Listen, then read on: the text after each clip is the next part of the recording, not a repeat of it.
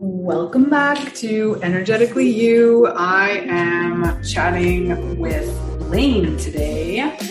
He is an expert on all sorts of things that I love as well, such as the power of visualization, the importance of gaining clarity on what you want most, and we're going to talk about your brain's reticular activating system. I love that subject too, the power of imagination, and a bunch of really practical tips.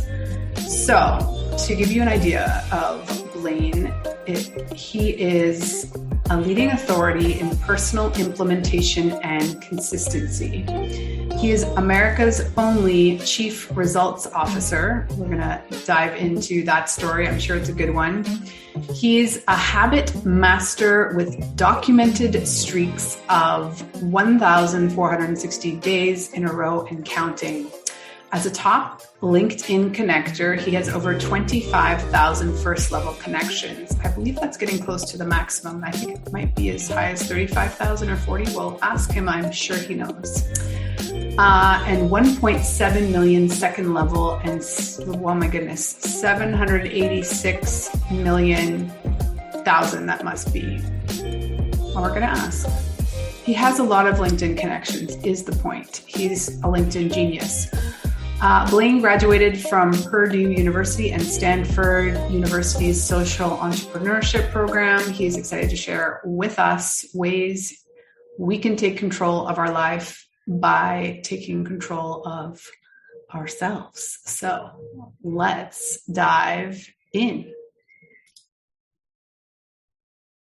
We're here again on Energetically You. I'm so excited to have a deep conversation with Blaine Oelkers. Welcome. How are you today, Blaine?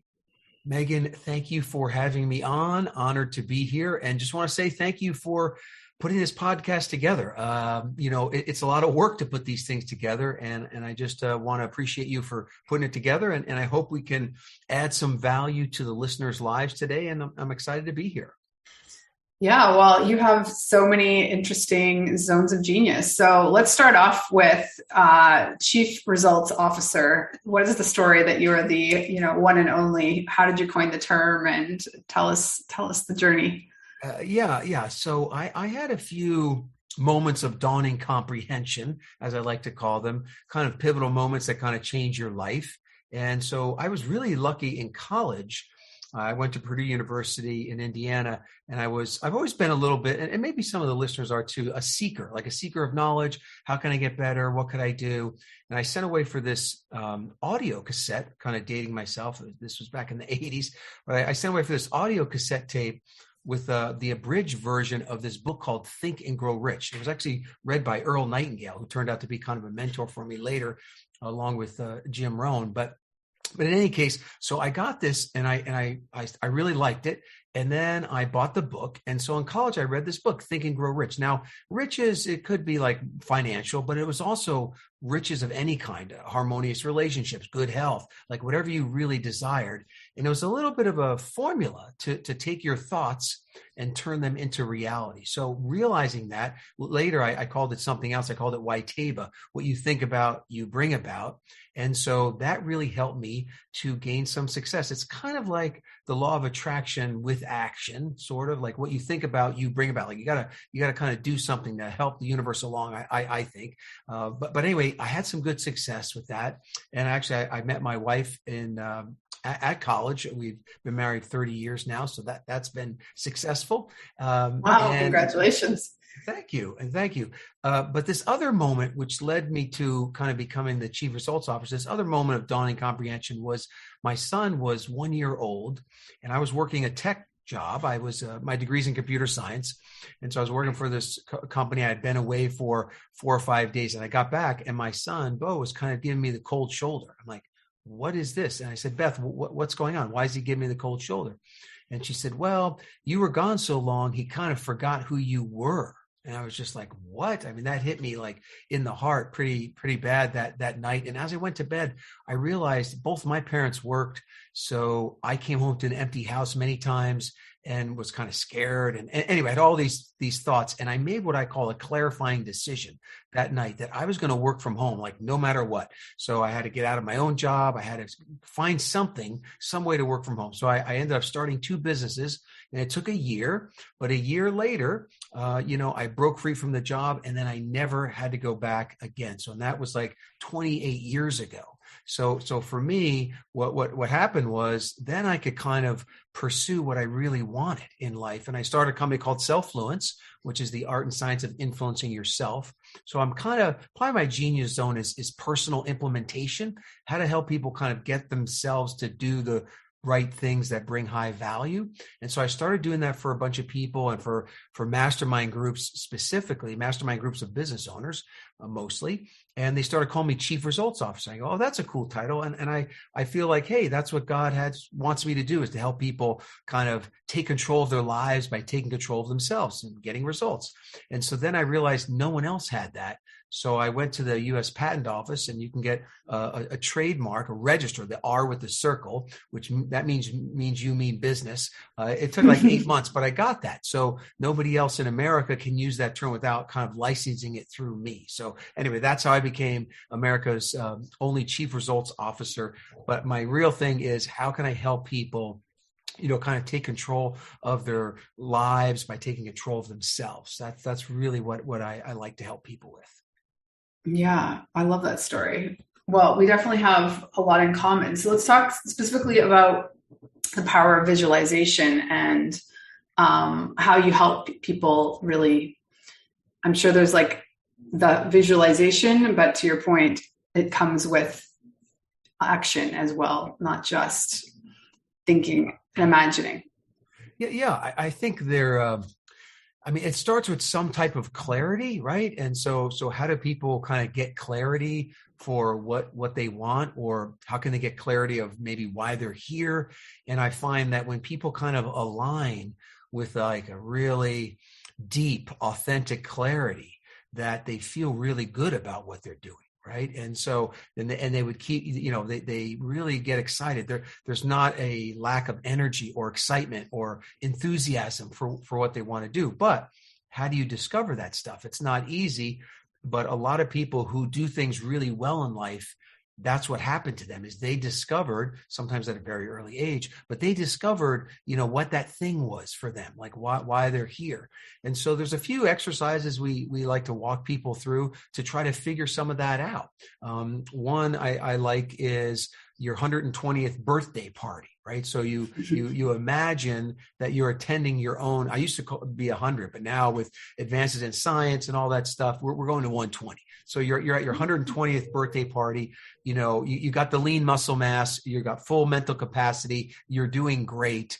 But you're sitting there and you're watching this party unfold, and people are coming up to the microphone there, and a lot of people are there, and they're saying stuff like, what does your family say about you? What does, the people you work with say about the community? And you're kind of living through this view of your life, at this big party. Right. And what music is playing, and what was your favorite music? And you kind of take in all the sights, sounds, feelings, emotions of all the 5 senses there, and try to put that down on paper. Now, sometimes you could just record yourself saying it, right, and then have that transcribed. But in that visualization of that birthday party and living it, you're gonna figure it out. And I'd also say do it a couple times. Like the first time, it's not as in depth, but when you come back to it, it kind of gets richer and deeper. Right. So that's one. The other one that I like to use is the Powerball test. And so hopefully you've heard of the Powerball lottery, which is this crazy big lottery. It's hundreds of millions of dollars. And so the way that visualization works is that, let's say you won the Powerball. So you win $500 million. You're the only winner. Now the government's going to take, maybe they take half, but you still have a couple $100 million. And what happens then is you party, you do all the traveling, you see the world, you buy the mansions, you take care of all your friends, you get a new car for your chief results officer. I mean, you take care of all that stuff, and you do that for a year. Right. But after a year, you've been everywhere you want to be. You bought all the stuff you wanted to buy. You still have $100 million in the bank, and you wake up a year later, nothing to do. What would you do? And it's in that moment when I do this in like a big workshop, it's funny that more than 90% of the answers, when people sit with that just in silence for a minute or two, is they all say, I would help people blank.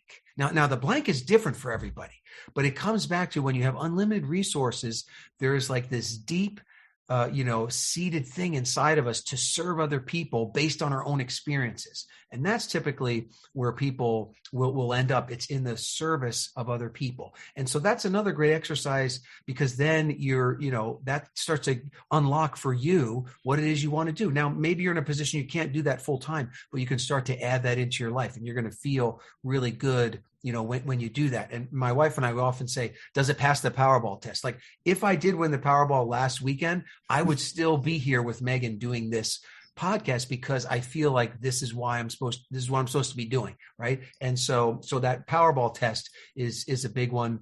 The last one, if you do have your own business, there's something called the Wall Street Journal article visualization, where this one you actually write out, like, sometime in the future, 3 years, 5 years, the Wall Street Journal or whatever magazine of choice, they do an article about you, and what's the headline? So you initially just write the headline. Then if you want to go deeper, you write a subheadline, you could outline the article. And some people actually write the whole article about what are they saying about you? What did you do? How did you do it? And then kind of through reverse visualization, you can kind of move yourself all the way back to where you are today. And what are some of the action steps you need to take to start moving in that direction? So anyway, that's the big, those are some mind expanding ways to just think about getting clarity, laser focus about what you want most. And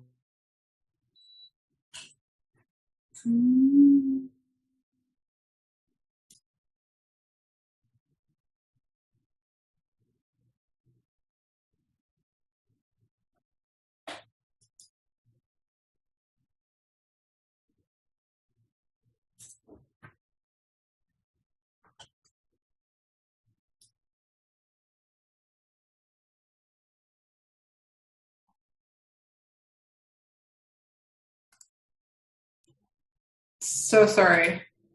All right, we're back. I lost power. There's a big rainstorm outside. I was just sending you a message. Anyway, we'll I got this part out. And well, no, I got through what I was going to talk about, and the recording kept going. And then when you dropped, and then it said recording stopped, and then you came back on and it said recording starting again. So I think you got all that. Amazing. All right. Now, do you use the video or just the audio part? Just the audio. Oh, okay. Then I went off to that. Yeah. Okay. So basically, I just kind of went through, I don't know where I lost you, but I went through these few exercises about visualization. And then I talked a little bit about Think and Grow Rich and how that book talked about that you should really figure out what you want most. Did you hear that part? Or I got the 3 things, but if you brought Think and Grow Rich up again, I didn't hear that part.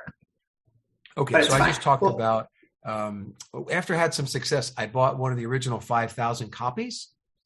And when I did that, I opened it up and it was different. It had some instructional pages, but the first page said, what do you want most? And basically it said, before you begin reading this book, spend a little time, go into airplane mode. It's not just for the airplane. Get away from distractions, maybe get into nature and really figure out, what direction you want to go in. What do you want most? And kind of bring that to the reading of the book. So that's where it all froze. And then I kind of stopped and I was waiting for you to say something, and then it went down. All right. Well, we're back. So thank you for all that. And let's keep going. Hopefully it's like it's still raining, but we'll work it out. Mexico. We have to do something else. We'll figure it all out. No worries.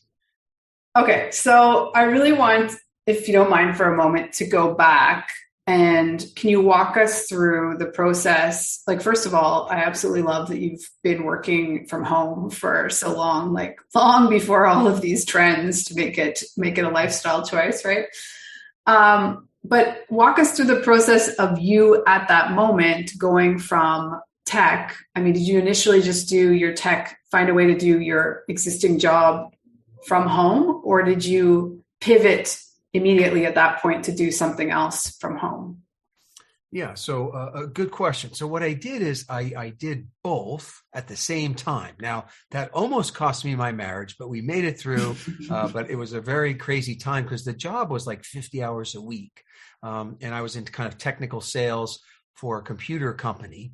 But I'd also done some contract programming where basically there's no benefits involved. You're just paid a straight hourly rate to develop software code for computers and programs. And so I got together with a friend and we started kind of an agency that would find the computer programmers jobs. And at that time, maybe they would make $40 an hour, but we would get paid $47 or $50 an hour, and we would kind of make the split there. Now we had to front the money they'd want to be paid every 2 weeks, and the contractor might not pay us for a month or two or sometimes quarterly. But in any case, so that was one business, helping people get those tech jobs, which we knew how to do that because we had done that ourselves. And then the other company I started was basically selling a health product, and just kind of did that on the side. I really liked it, and just started selling that and was able to build that up at the same time. And so both those two businesses kind of got me going and got me free. And then I've just kind of stayed in helping people get results kind of ever since. So now I help a lot of organizations do it. And if I'm helping an organization, I just get a small little fee per member to help the members keep getting results. So that works out well for me. It's not really time for dollars. Then I also run super results days, which are kind of concentrated days of doneness, kind of, get all the loose ends done in one day. So that's kind of fun. And that's been a lot more fun with Zoom, to be honest. And then I just have programs, designed kind of for business owners to help make sure they have accountability, they're getting results, and that they're winning. Like there's an interesting ratio of like winning to losing, and different things have different ratios. When I was teaching my kids tennis, that became the kind of the family sport. I realized that it was like 70-30. So if the kids were winning more than 70% of the time, like 90% of the time, then they weren't learning anything, right? So I had to put them in a tournament where maybe they have to play up in age or something like that. But the opposite was also true. If they were losing more than 30% of the time, 40% or 50%, they would lose interest. And they were like, they don't want to do it. They don't want to go to practice. They just want to kind of hide and get away from it. So there's a magic ratio there. For sports, I think it was 7-30. But for me, I like to win early, win often. It's very energizing to me. Like done is the engine of more. So I'm at like a 90-10. Like I know if I'm winning all the time, then I'm obviously not stretching. I'm not growing, right? But I like to win 9 out of 10 times. And that 10th time that I don't win, it's some goal I didn't meet, but it was something that stretched me a little bit. I like that analogy. So tell us a little bit more about, or what's the timeline on when you became an expert on LinkedIn? So LinkedIn, my kind of ideal client is a business owner. And so for many years, I focused just in the Phoenix area.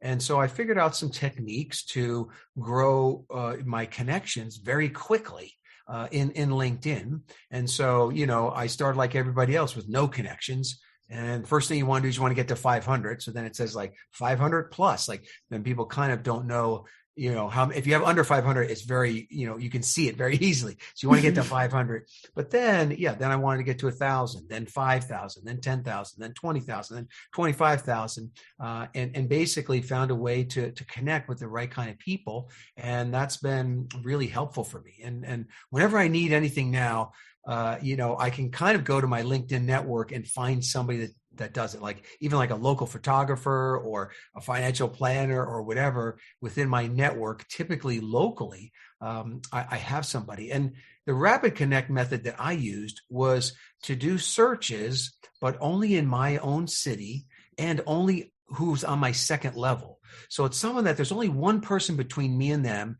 And typically all three of us live in the same city. So I had a high, kind of connect rate. Because if a lot of people say, I don't know that person, I don't know, then LinkedIn kind of puts you in the LinkedIn jail, which I was put in the LinkedIn jail for a little while, a few times. But it's, you really want to try to do it, as organically as possible. But LinkedIn is great for kind of a professional network. It's one of the best. Yeah. I like that. that strategy and the LinkedIn jail. It's funny. Let's talk a little bit about formulating an effective bring about statement. Yeah. All right. So let's talk a little bit about this concept of Waiteba. What you think about, you bring about. And so we talk about constructing a bring about statement. And I have a TEDx talk where I do talk about this concept of what you think about, you bring about, and how do you program yourself kind of for success? Like once you decide what you want, what do you do? And one of the things that has worked really well for me personally, and for a lot of people who have come up to me, sometimes it's a month later, sometimes it's years later, but they said, "Hey, Blaine, that one thing that you did to have me focus on my bring about statement, that really worked." And basically, when I talk about this in detail in my TEDx talk, but it's the idea of programming this thing called the reticular activating system. Some people call it the RAS, and it's a little part of your brain in the back of your head, and it's kind of the executive secretary, and it decides what goes into your conscious mind. So right now, there's probably like 1,000 things your brain is running: your blood and your blood pressure, and the pH of your blood, and your circulation, and your breathing, and it's hearing stuff and it's seeing stuff. I mean, you would go crazy if you had to process all that in your conscious mind. So your subconscious mind's running all that stuff. But how do you determine what that RAS, who's kind of has access to everything, how do you influence that to kind of hand you the right stuff, right? And an example I give is my son, and everyone kind of can relate to this example. You get a new car. In this case, my son got an Acura TL maroon color. And then for the next 2 or so weeks, I see this car everywhere. It pulls up right next to me. It's over there. It's over here. And I'm like, wait a second. Are all these people kind of conspiring against me? Which was not the case, but it was the case that my RAS, my reticular activating system, now was looking for those things, right? And so if you can program that RAS, you can make things happen. I talked about, when I bought the original book, Think and Grow Rich, like one of the original copies, it said, what do you want most? And then, so I started programming my RAS to I wanted my business at the time was worth maybe about $300,000, but I wanted to be worth $1 million. And what was interesting is I was in a room, and then somebody talked about needing to sell their business. And I knew that I could be a good candidate to merge that business into mine. And that's how I ended up, reaching my goal in maybe like 5 months instead of 5 years, was again, because that RAS was tuned in. So one easy way to program the RAS is to use your smartphone. And so the average person, somewhere between 60 and 160 times a day, you see your unlock screen. So what I had people do in my TED Talk was actually take a picture, of this card that I had them fill out with something they wanted to bring about in their life, and take a picture of that and make that the unlock screen. So now consciously you see it, but after a few days or maybe a week, then kind of your subconscious is seeing it all day long, and it's programming the RAS. So some people will put something just like they want to be more self-confident, and they'll say, Blaine, after 2 or 3 weeks, I was feeling more self-confident. Other people will put kind of a bigger goal on there. One guy wanted to write a screenplay. And so 2 years later, he called me up and says, Blaine, I'm changing my unlock screen. Finally, after 2 years, I wrote the screenplay, right? So it's kind of big things and little things. But back to original question, this bring about statement is, what do you want to bring about? And you want it to be as specific as possible, right? So you want, the more clear you can be, the easier it is for your mind and for the RAS to feed you the right stuff, right? So you're going to be tuning into the right station. So a level of detail, by what time, like right now, I started a new part of my business, and by November 15th, I'm serving 334 business owners, right? So it's very specific. It's got a date. It's some people call it a SMART goal: specific, measurable, achievable, realistic, and with a timetable. Now I say smarter goals. I had an ER in the end, E meaning energizing, like it should be energizing, for you, and it needs to be recorded. So it could be recorded in your own voice or written down. I like to write mine down. I have a daily kind of log. I have a a daily day design sheet. And every day I handwrite. There's some magic to handwriting, especially even if you do it in cursive, it's even better. But there's a magic to kind of writing that out, every day and really pushing it onto into your RAS, but very specific. And again, it should be energizing, for you. And I tell people, what you think about, you bring about. Start small, right? Start with some small things. It's like going to the gym. Let's build up a little bit. Like you might say, hey, there's this new movie coming out, or the Academy Awards had Coda was the film that won, and you want to see that movie. Let's bring that about. So I want to see this movie. By when do you want to see it? Who do you want to see it with? How could you see it? Can you get it, online? And you'll start to just formulate a plan kind of naturally from that, and bring that about. And then, do something a little bigger, then something a little bigger. But again, I like the win early, win often, so that you kind of gain some momentum and some energy behind what you're doing. If you're failing a lot, then kind of like we did in the tennis, you got to nano size, you got to make it smaller or chunk it down to some small enough thing that you can win. Like I help people with, let's say they say, I want to start a new exercise program. I'm going to exercise 30 minutes a day. And then a week later, they exercise twice. I'm like, okay, you're losing too much. Let's drop it to 10 minutes. Now, 10 minutes, maybe they can do that. If they can't do that, then I'll say, look, do five push-ups before you get in the shower. We're going to count that. We got to get to winning and then kind of build up from there. Yeah, I totally agree with you on all those fronts. And I like your ER of smarter. Those are great. So let's talk a little bit about some of your personal daily documented streaks. Like what are the things, I'm guessing maybe journaling or what you just mentioned is one of them, but is there anything else that for you, it's like a daily habit? Yeah. So habits, like when you're looking to get results, habits is a big part of it. And we're kind of creatures of habit, right? And so I have a thing that I can share right now with everybody. And it's called the 21-second habits. So these are habits that you can create basically any new habit in 21 seconds, not 21 days. So if they told you it takes 21 days to create a new habit, somebody lied to you. I am sorry. I apologize. You don't need 21 days.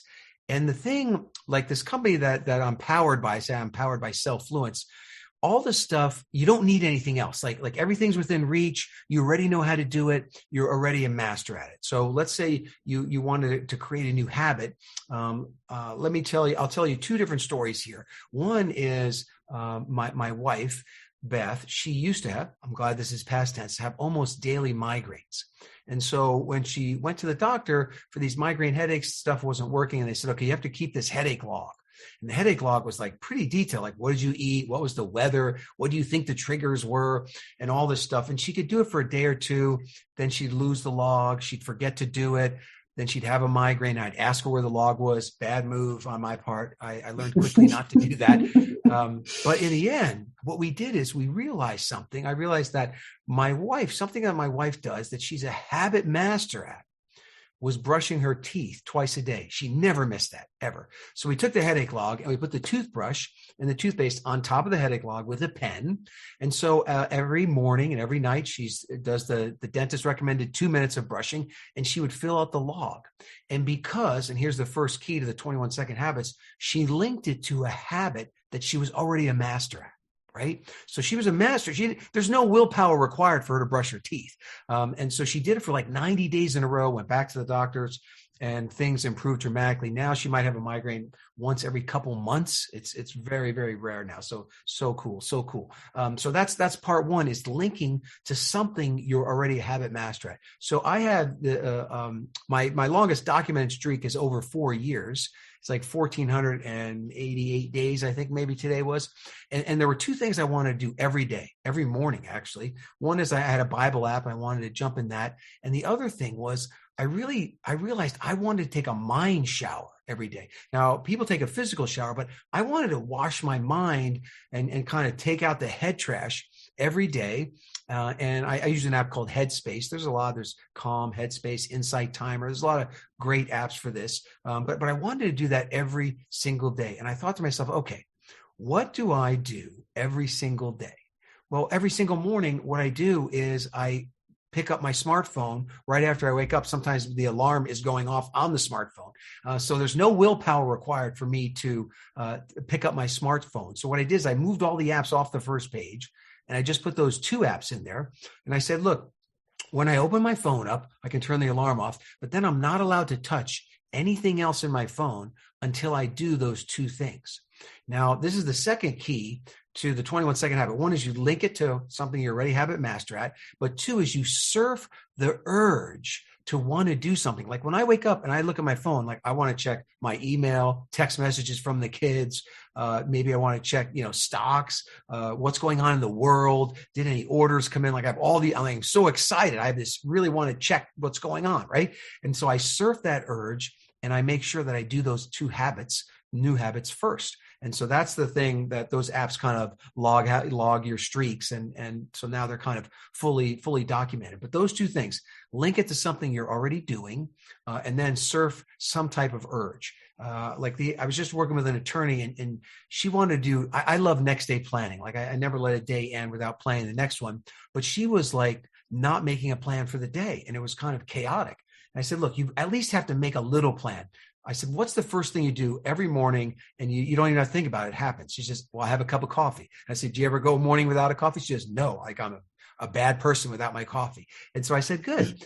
Whenever you have coffee, before you take the first sip of coffee, you have to start the daily plan, the daily list. Right now, you can make it while you drink your coffee if you want. But she surfed that urge for coffee to get the thing done. Right. So it's surfing the urge, but then linking to something that you're already a habit master at. Does that make sense? Yeah, no, those are all such tactile advice. I love it. And I love all of how many of your tips and tricks are really integrated into the reality of how digital we are. Like they're in your cell phone. It's brilliant. So let's talk quickly about imagination. Before we wrap it up, I want to be respectful of your time, but you've given us so much already. I'm curious your thoughts on the importance of how to keep imagination alive and how and why. Yeah. I think, I think it was Albert Einstein talked about imagination and the difference between knowledge and imagination. And he said something like, knowledge is all we know, right now, but imagination is all we'll ever know. It's like totally expansive, mm-hmm. And they're, in Think and Grow Rich, he's got a whole chapter on imagination, which he calls the workshop of the mind. And if you keep a healthy imagination going, you're never stuck. Right? Because you can come up with another idea or a new idea or a different way to look at it. Right. So I think it's important to kind of foster that imagination. And I like to do it both in, a practical ways, but then also in intuitive ways. Right. So figuring out how do you keep your imagination, fresh and expansive. And so a couple different ways that I like to use. One is I do like to use other people, right? So when you mastermind with someone else, I think that's really helpful, especially on an imagination front. For example, if you and I were working on a project, you might come up with 5 ideas on your own and I come up with 5. But if we come together, if you hear my 5 and I hear your 5, we might come up with another 10, 20. Or 30 ideas, right? So 1 + 1 doesn't equal 2, it equals 3, 4, or 5. So I think the power of the collective genius is really powerful in regards to imagination. Also, getting quiet and kind of tapping into whatever you believe spiritually. I think there is there's a vibrational energy world out there that has a lot of creativity, to it. The arts, I think, are very creative. So for me, when I'm doing kind of deep work or deep focus, there's a certain type of music that I listen to. I find that to be really, really helpful. And then I also, just like you said earlier, I like technology. And so you can go online and you can go to a random number generator. You can just type that in, and what it does is there's this website. It's all about random. It might be random.org, but they have generators of anything. Like it can generate numbers, But what I use in some of our brainstorming sessions, it can generate nouns. Like you can say, just give me 5 random nouns, and it'll give you like elephant, sun, zoo, but when you see those nouns, that your neurons are connected to other neurons that bring in some real creative ideas. So there's ways to even use technology to kind of jumpstart. You can say, give me a random sentence, give me a random paragraph. But anyway, there's a lot of power now in technology. But I think keeping yourself creative, surrounding yourself with other people that you kind of can harmoniously be creative with. Not everybody, is helpful in your creativity, but picking those people and associating with them, I think is really helpful. And it opens up the possibilities. That's what I like is you're never stuck when you can just come up with a new plan. If one plan doesn't work, come up with a new one. Use your imagination. Oh, I'm so glad I asked. Well, you've given us so much value, Blaine. Thank you. And I can see why you have so many connections on LinkedIn. You're just such a genuine, giving person. And tell us, how can people connect with you? Where do you want to direct them if they want to reach out? Besides LinkedIn, of course. Yeah, you can find me on LinkedIn. But the easiest one is just to get a copy of my TEDx talk is blainetedx.com. So BLAINETEDx.com. You can opt in there, get my TEDx talk, then you'll get to know me, get some of my articles. And then, if there's any way I can serve you, I'm happy to do it. Amazing. We'll link that up in the show notes. And anything else you want to leave with our listeners? Any parting last? Well, I mean, 2 things. I said at the top, thank you for putting this together. And I do think, Megan, that your show, you're putting it on the internet, it will have kind of a results ripple. And I bet you someone not yet born will get some benefit from one of these shows. That might be 20 years from now, it might be 30 years from now, but someone will get benefit from this. So I appreciate you having me on. And I will end with this. The bad news is time flies. The good news, you're the pilot. So pilot that next day well, and it'll turn into a good week, which will be a good month, which will be a good year, which will be a good life. I like that. Well, thank you so much for everything. And I look forward to connecting with you more in the future. Thanks. Have a good evening. Thanks.